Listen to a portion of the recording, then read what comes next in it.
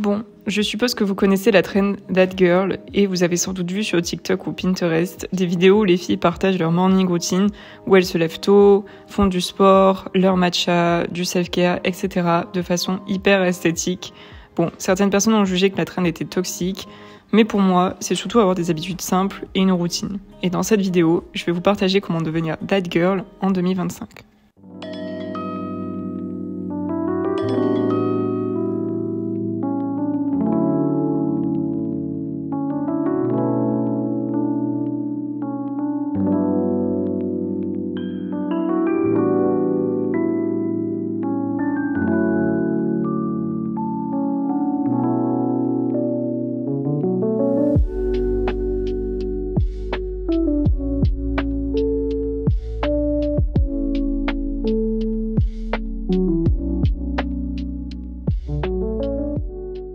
Hello, j'espère que vous allez bien. On se retrouve dans une nouvelle vidéo. Dans cette vidéo, je voulais vous partager tous mes tips pour devenir That Girl en 2025. Peut-être que vous avez vu passer la trend parce que ça fait déjà plusieurs années qu'on parle de That Girl. Donc en gros, c'est la fille qui arrive à se lever tôt, à être organisée, à faire du sport, à manger bien, à prendre soin d'elle, bref, qui juste essaye d'être la meilleure version d'elle-même. Et bon, il y a beaucoup de gens qui aussi sont un peu controversés avec ça et qui trouvent que c'est toxique. Personnellement, je pense que du moment qu'on s'approprie la trend à soi, qu'on l'adapte à son mode de vie, etc., à ce qu'on aime, et qu'on n'essaye pas d'être parfaite, mais juste de s'améliorer, bah c'est pas forcément toxique.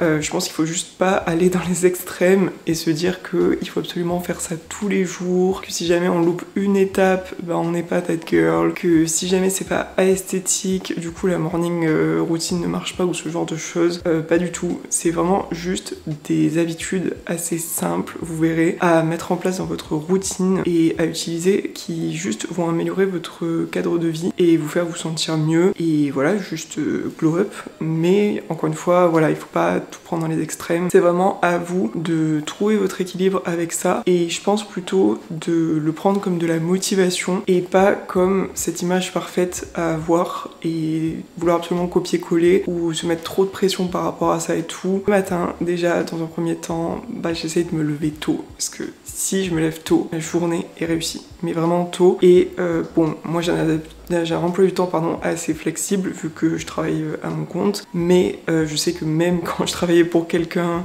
même quand j'avais des cours, etc., et que je commençais à 9h ou 8h30, bah du coup je me levais très très tôt, genre le plus tôt que je pouvais, pour ensuite aller à la salle et faire mon sport parce que je suis de meilleure humeur, je préfère faire mon sport le matin, etc., etc. Mais voilà, ça veut pas dire que quand je suis très très fatiguée, si j'ai l'occasion de pouvoir dormir plus, bah je vais dormir plus parce que je sais que du coup je suis fatiguée et que mon corps il a besoin de récupérer, mais de manière générale j'essaye de me coucher tôt pour ensuite me lever tôt. Ensuite, mon deuxième conseil, je voulais montrer, c'est juste de préparer toutes ces affaires en avance, donc ça c'est le plus pratique parce que comme ça j'ai pas à réfléchir, juste je mets ma tenue de sport, j'ai mon sac de sport déjà prêt et je pars. Et une autre habitude que j'essaye de prendre, alors attention, je fais pas ça forcément tous les matins, ça dépend des messages, etc., de ce que j'ai à faire, mais j'essaye pendant au moins 10-30 minutes de ne pas toucher à mon téléphone parce que sinon déjà en train limite de me perdre sur Instagram, je suis déjà en train de répondre à mes messages, de regarder mes mails, de commencer à réfléchir à des trucs alors que c'est pas du tout le moment puisque c'est juste le moment pour mon corps de se réveiller, de prendre un café, de prendre le temps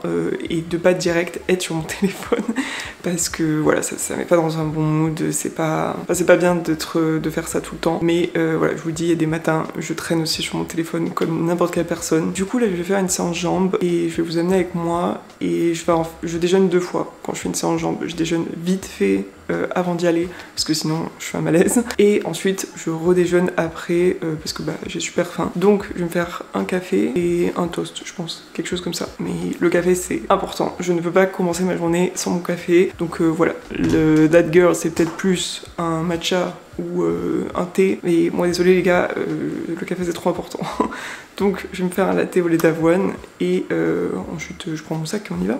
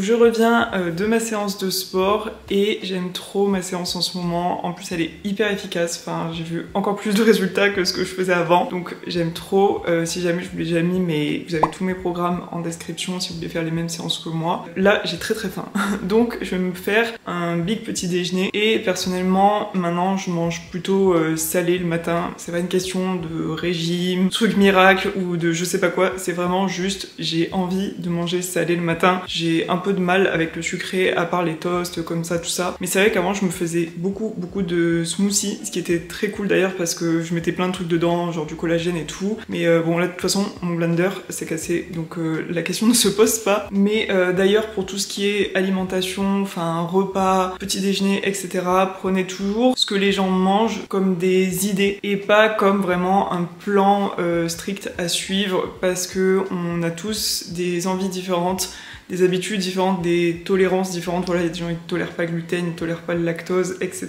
C'est pas parce que une fille mange du yaourt de coco ou un truc comme ça tous les matins que du coup parce que toi tu manges pas du yaourt de coco, tu vois, t'es pas that girl. Enfin vraiment il faut déjà que vous appreniez vraiment à écouter vos envies, etc.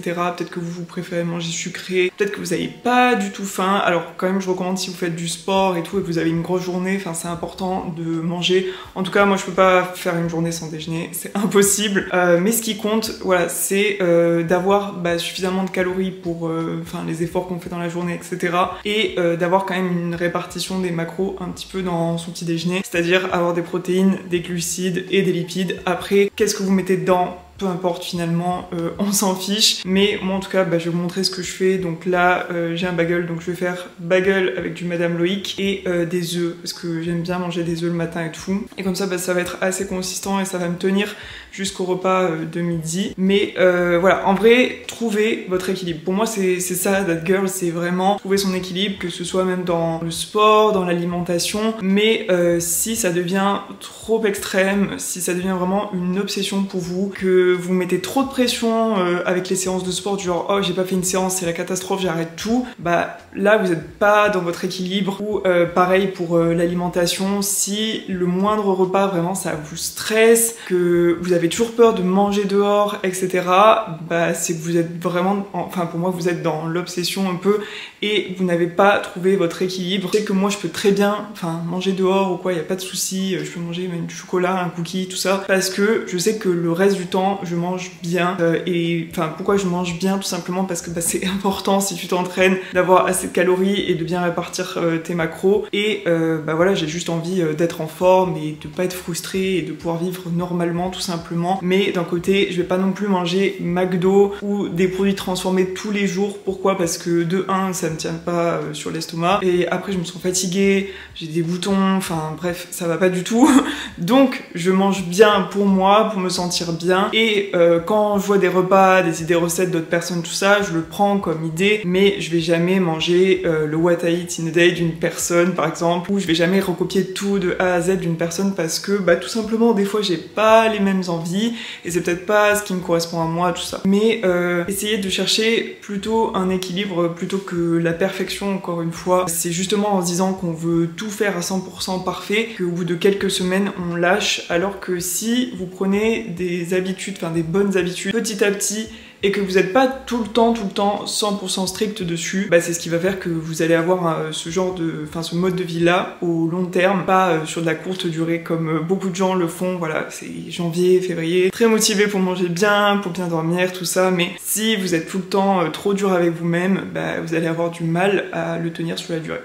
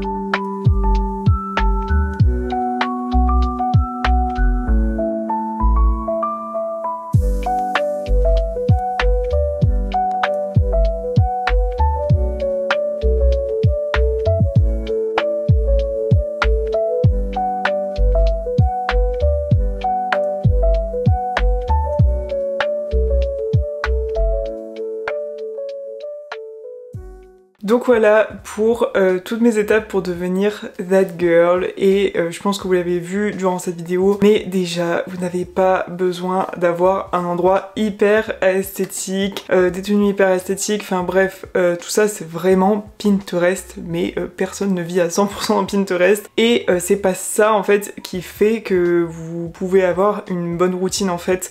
Enfin là par exemple je suis chez mes parents et je filme, mais c'est pas à esthétique, mais enfin je veux dire ça m'empêche pas de boire de l'eau, de faire un bon petit déjeuner, d'aller au sport, etc., etc. Ça c'est vraiment des habitudes simples, et encore une fois pour moi voilà, si on prend cette trend avec de la motivation, enfin sous l'aspect motivation, c'est pas une trend toxique, c'est comme n'importe quoi, il faut pas aller dans les extrêmes et il faut juste s'en inspirer, et plutôt bah juste en fait c'est tout simplement rajouter des petites habitudes comme ça saines dans son quotidien, et vous n'avez pas besoin de faire ça tous les jours pour être that girl. Vous n'avez pas besoin de faire un truc hyper esthétique à chaque fois. Ce n'est pas ça qui fait que vous allez avoir des habitudes saines et que vous allez les tenir dans la durée. Pour moi c'est vraiment des points de... enfin que je peux faire n'importe où, et que voilà, c'est ma routine, que je la fasse chez moi, chez mes parents, quand je suis en voyage, etc. Mais c'est ce qui me permet de me sentir bien et voilà, de m'améliorer, de progresser, tout ça. Donc si jamais ces conseils vous ont aidé, n'hésitez pas à me le dire dans les commentaires. Et bien sûr bah, si vous aussi vous avez des tips, n'hésitez pas à nous les partager, comme ça